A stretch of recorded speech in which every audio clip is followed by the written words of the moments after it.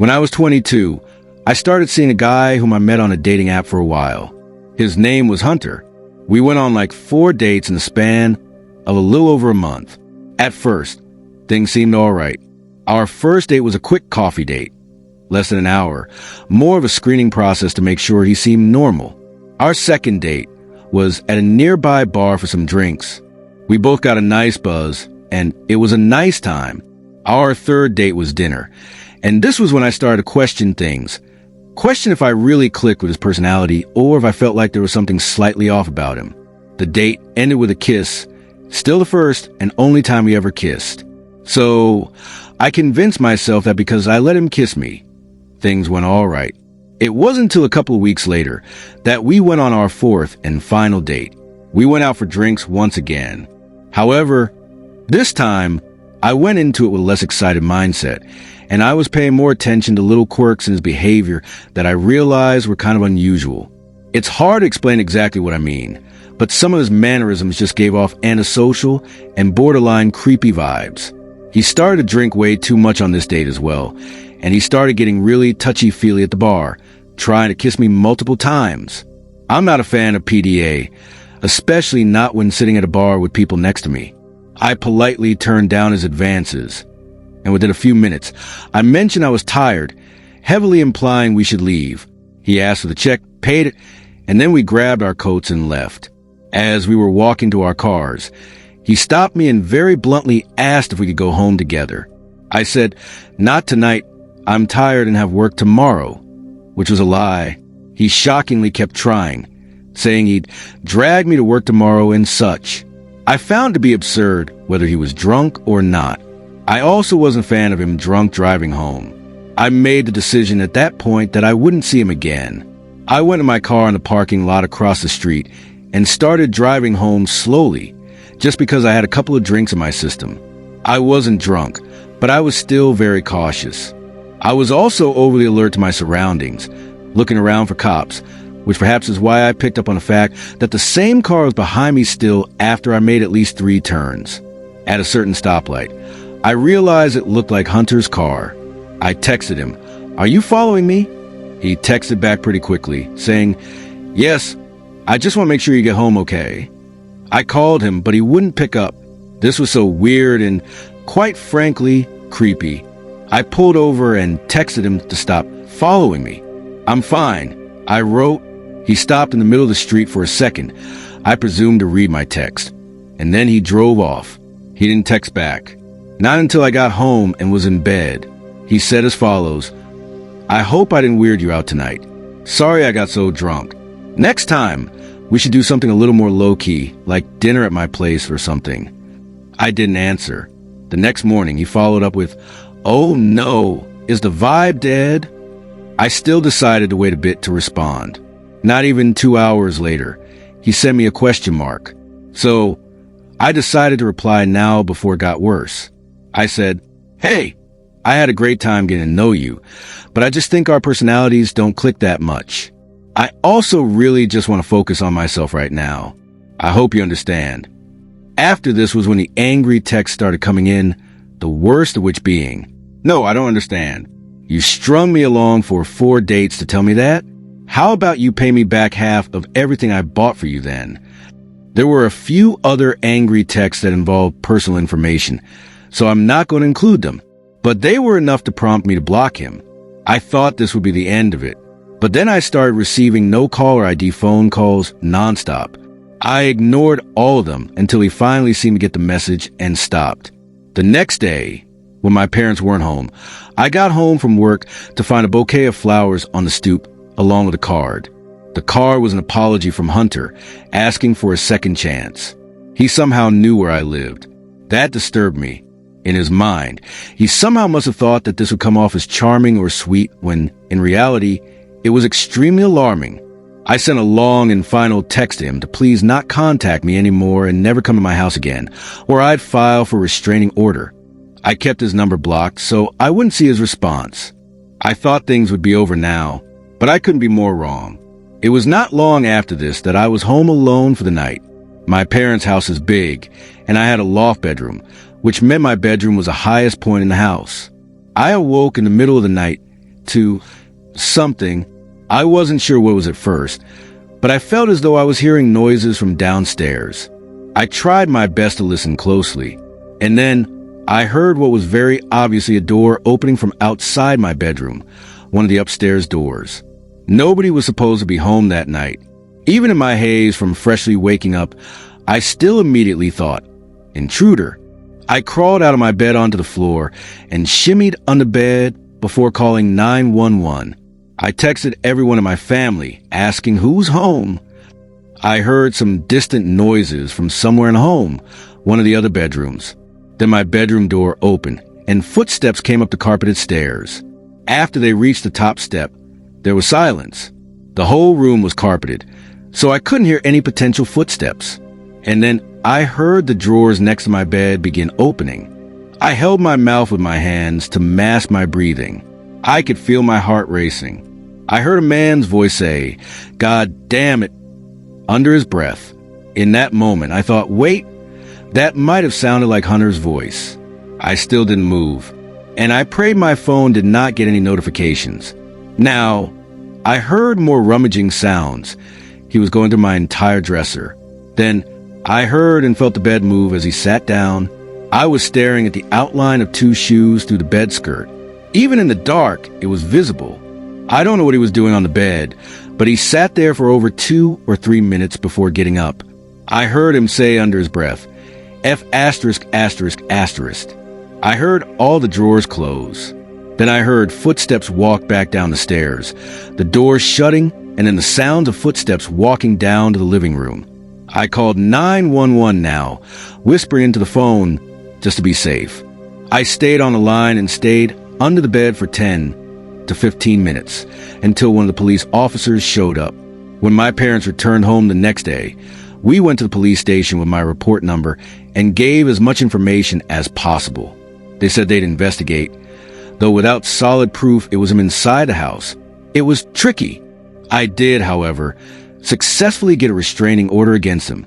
And even today, I sometimes fear he might find out where I currently live. Live. I was in the 6th grade when this happened. This all started on the week of Halloween, when I would stay after school to help decorate a haunted house for my school's Halloween carnival. I often got to stay and fool around with some of my friends while getting awarded with pizza for helping decorate. Along with my friends, there was also this other kid who would stay late. I'll call him Chris. We had gotten along for the entirety of the time that we would stay after school, and he never once gave me any reason to feel uneasy around him. He was genuinely a funny and cool kid. But anyway, fast forward 2 weeks, I was suddenly approached by a group of girls in my grade who were all excited and had wide grins on their faces. I asked them what was going on, only for them to tell me that I had a secret admirer and that he would be texting me tonight. Now, I'd be lying to you if I told you that I wasn't excited or, at the very least, curious about this. I wanted to know who. Later that night, when I was about to go to sleep, I got a notification from Messenger. It was the only app one had at the time that I always used to communicate with my parents whenever I was home alone. The message was from Chris. I had completely forgotten that I added him on Facebook on Halloween. I opened the message and it read, "Maya, I need to talk to you." I was concerned and quickly replied, "Yeah, what's going on? Everything okay?" To this day, I wish I hadn't replied. The typing bubbles appeared and stayed there for a good 2 minutes, which meant that he was still typing. It felt like forever until his message finally came through. I didn't expect what came next. In a long paragraph, he confessed his love for me and how I'd been driving him crazy since Halloween. He also proceeded to explain how he tried to impress me during recess and fed my attention with his soccer skills, but I never seemed to notice him. He said that he was growing tired of being ignored, and it ended with, "I want you to notice me. So, I guess what I'm trying to say is, will you be my girlfriend?" I cringed at every word. I stared at the message for a long time. What the hell? I barely even knew this kid, and I had drifted apart from him a long time ago. I was trying to come up with a way to let him down easily, as I didn't want to hurt his feelings.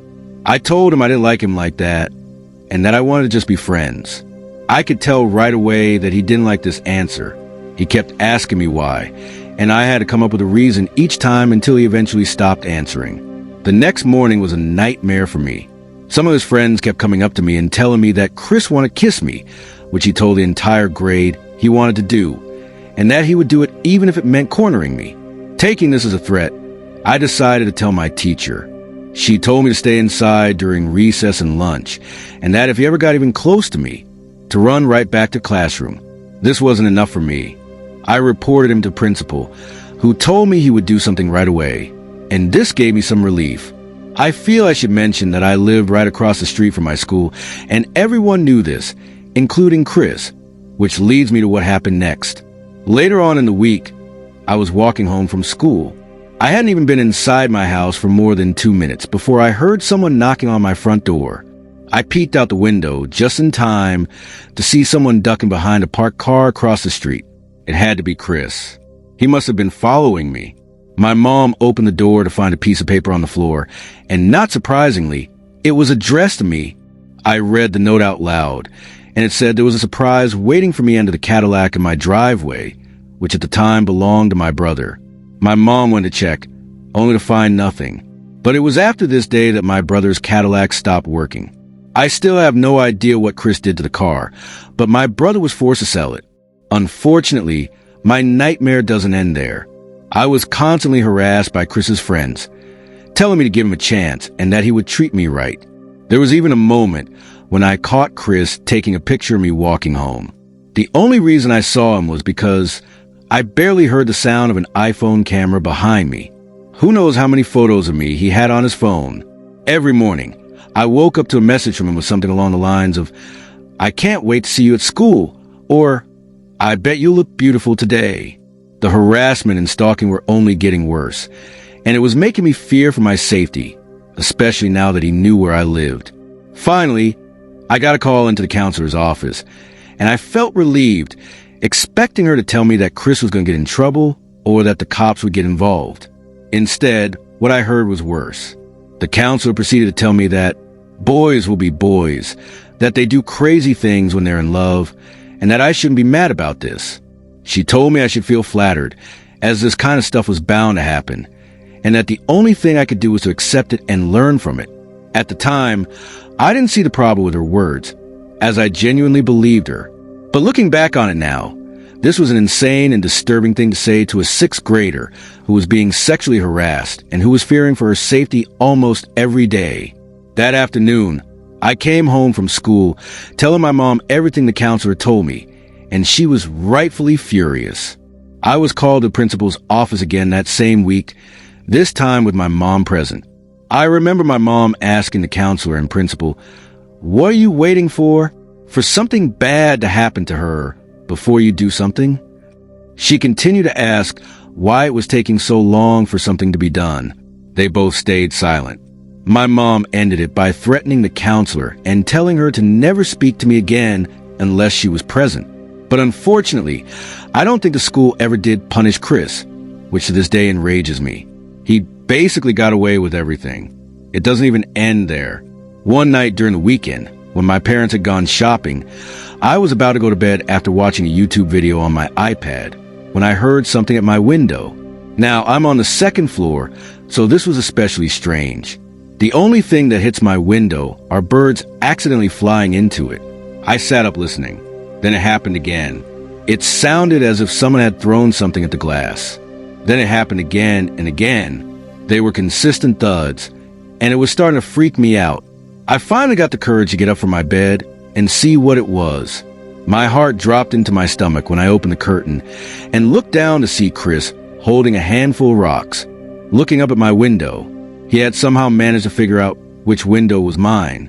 He was about to throw another when he noticed me. I could ever so slightly see that he was saying something, but I didn't stop to see what. I remember going to see if every window and door was locked, and thankfully, everything was. When I returned to my room, I received 4 messages from Chris. "Why did you leave? I just want to talk. I'm sorry. All I wanted was a kiss. Please forgive me. You are not who I thought you were. Bye." I blocked him after that. Thankfully, I never had another incident, even though I had to see him throughout the entirety of my school years. from 6th grade to senior year.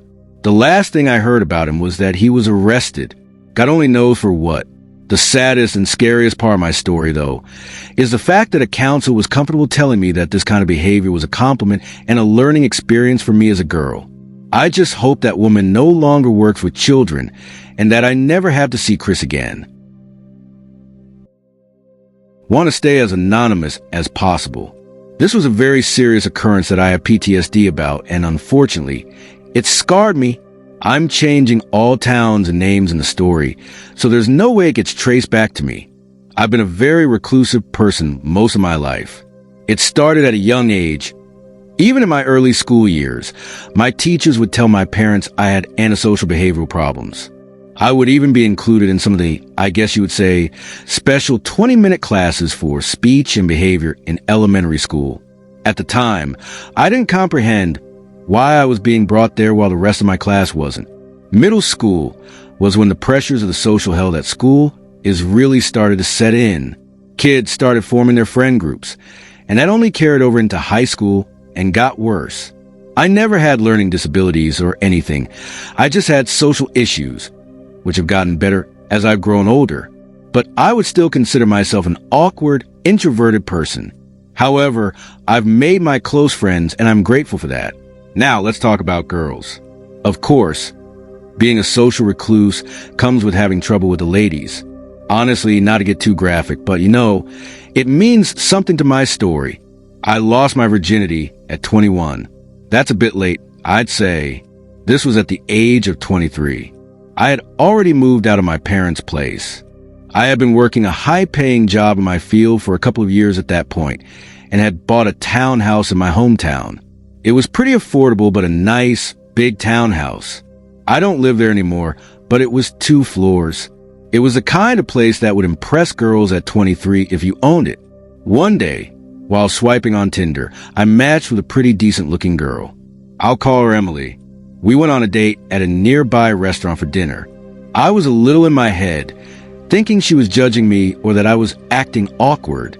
By the end of it, I felt like she'd never want to see me again. But when I was in bed after getting home, she told me she really liked me and had fun. I was ecstatic, honestly. So we went on a 2nd, 3rd, and 4th date, and honestly, things felt great after I got out of my head. We became boyfriend and girlfriend fairly quickly. But the honeymoon phase didn't last forever. When you first start seeing someone, you get excited anytime they text or call you. You crave the attention because ideally it's a two-way thing. But slowly, I started feeling as though she was texting me maybe a bit too much, at all times of the day. She'd ask where I was, and if I was doing something or perhaps took my time in responding. She'd call me or send question marks to follow up. One day, when we were on the couch, she demanded we share locations with each other. I wasn't thrilled about this. Even though I had nothing to hide, I did it anyway. A couple of months into the relationship, with our locations shared, things went really sour. She'd start asking me why I was at Phil's house and not answering her texts. It got so bad that one night, when I was with Phil and my friend Mark in Phil's basement on a Friday night, she actually showed up to his house. Phil's mom walked Emily downstairs. She didn't even hide the fact that she was pissed at me and immediately spoke in a loud voice, almost a yell, reprimanded me for goofing around at Phil's house instead of answering her texts about going to some winery the following day. I asked her if we could discuss this later, but she insisted I leave with her. I apologized to my friends and went outside with her. We had an argument in the street. She wanted to come home with me, but I told her no. We had driven separately, obviously, so I drove home and told her not to follow me. When I got home, I sent her a long text telling her we needed a break and that I needed space. Should I have done this in person? Yeah, probably. Text message breakups aren't fair most of the time, but honestly, in the moment, I was scared of what her reaction would be in person. Of course, she started calling me over and over, blowing up my phone with texts. When I eventually stopped answering, I got aggressive pounds on my front door and constant rings from the doorbell. It got so bad that my neighbor actually came out and asked her what she was doing. I heard Emily screaming at him that I was a piece of shit, this and that, and my neighbor calmly told her to go home. I listened to everything with my ear, basically up to the door. She did leave, and honestly, I was kind of disturbed. I'm not saying the crazy just came out of nowhere. There were definitely signs, but I was blind to some of it because of the honeymoon effect. The next day, I remembered to stop sharing my location with her, and immediately, as if she were obsessively checking, she angrily blew up my phone for doing that. With every text she sent, I was more and more sure of my decision to cut ties with her. My final text to her was, "I'm sorry, Emily. I have to block you for a while. You're scaring me." Surprisingly, she didn't come knocking or anything. However, I noticed she instantly stopped sharing her location as well. Exactly 1 week later, I went over to Phil's house again and chilled with the guys. I left around 11 p.m. and got home shortly after. I wasn't tired, and I was hungry, so I threw some food in the microwave and popped onto the couch to watch a movie. I was browsing all the streaming apps for something good. I wanted a scary movie when a microwave beeped and everything went silent. Suddenly, I heard a click or thud from the dining room. The layout of the downstairs of my townhouse looped around in a circle. It went from the kitchen to the dining room, to the living room, to the den, and they were all separated by a wall in the middle. However, the den and the dining room had a door, not just an open entryway. I attached this photo to give a better idea. To allow for complete silence, I grabbed the TV remote and muted the sound. And that's when I surely heard it. The door separating the den and the dining room clicking open. I peered into the dining room. I blurted out, "Who's in here?"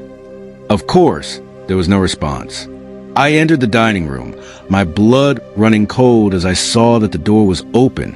I have a thing for keeping doors in my home shut, and that door was no exception. I immediately went to the kitchen and grabbed the biggest knife from the knife block. At the same time, I called 911. I had never called 911 in my life. This was a first. On the phone, I spoke really loudly, making sure that whoever was in there could hear that I was talking to the police. Whether that was a good idea or not, I guess is debatable. I think my crazy ex-girlfriend has broken into my house. Please send someone. The rest of the call involved me explaining exactly what was going on, why I thought it was my ex, and them instructed me to wait outside if possible.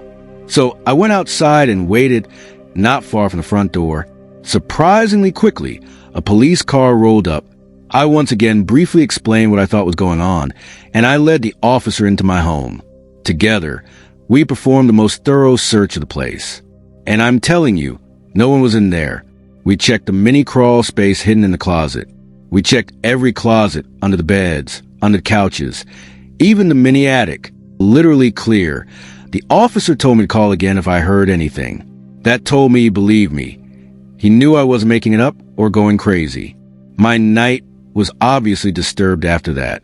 No way I was going to be able to sit in the living room and watch a movie now.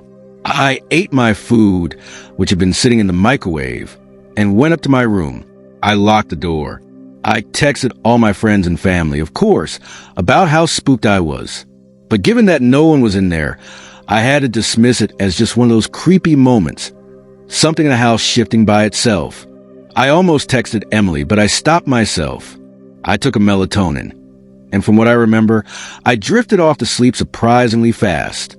However, I'm a light sleeper, and something caused me to wake up. I didn't know what it was, but something in the room felt off. I checked my phone and saw a bunch of texts from a random number. That must have been what woke me up. I quickly realized it was Emily. Without even reading the entire paragraph she sent me, I could tell what it was. She was stating how sorry she was, begging me to see her, to talk tomorrow in person. The rest of the texts were her saying, "Are you awake?" and "Wake up," over and over. She said, "Wake up," a total of 8 times. Surprisingly, she hadn't tried calling me. I responded, "Why are you awake right now? This is crazy that you're blowing me up at an hour like this." Honestly, if I wasn't sure before, these past few days alone have confirmed that I don't want anything to do with you anymore. Please just leave me alone.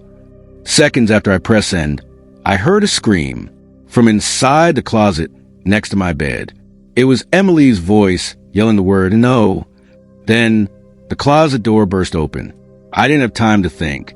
My only instinct was to get out. I jumped out of bed, ripped open my bedroom door, and ran. The door wasn't locked anymore. Once I was out, I slammed the door shut behind me and held it shut as she tried opening it. She didn't just try opening it, though. She started stabbing the door. I saw the knife she was wielding, piercing through the wood. In that moment, my mind was racing. I had to de-escalate. Instead of screaming, "You're sick, you need help," I decided to scream something else. "Baby, I love you. Stop." It worked. She stopped. She calmed down. That gave me just enough time. I silently called 911 while still holding the door shut. At this moment, we spoke to each other through the door while I had 911 on the line. I made something up on the spot. "I'm going through a rough time right now, but I love you. I'm planning on getting back with you." In a frantic voice, she cried, "That's all I wanted to hear. Why couldn't you just be honest with me?" She asked me to open the door. I had to stall. I told her I was scared and wanted her to drop the knife. Eventually, she agreed. "Throw it across the room so I can hear it land," I told her. A moment later, I heard the clang of the knife ricocheting off the wall and onto the floor. Then I made my move. I yanked the door open and tackled Emily to the ground. She screamed. She fought. She went hysterical. I didn't care. I held her down as I yelled my address into the phone, still connected to 911.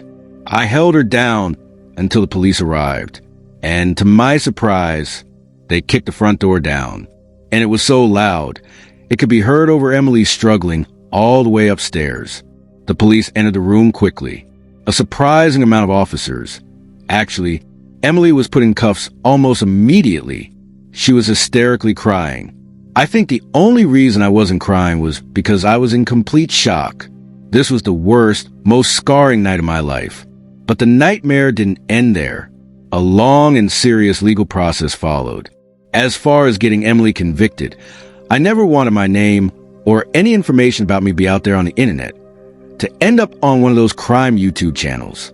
So I've been careful about leaking too much information that could get back to me.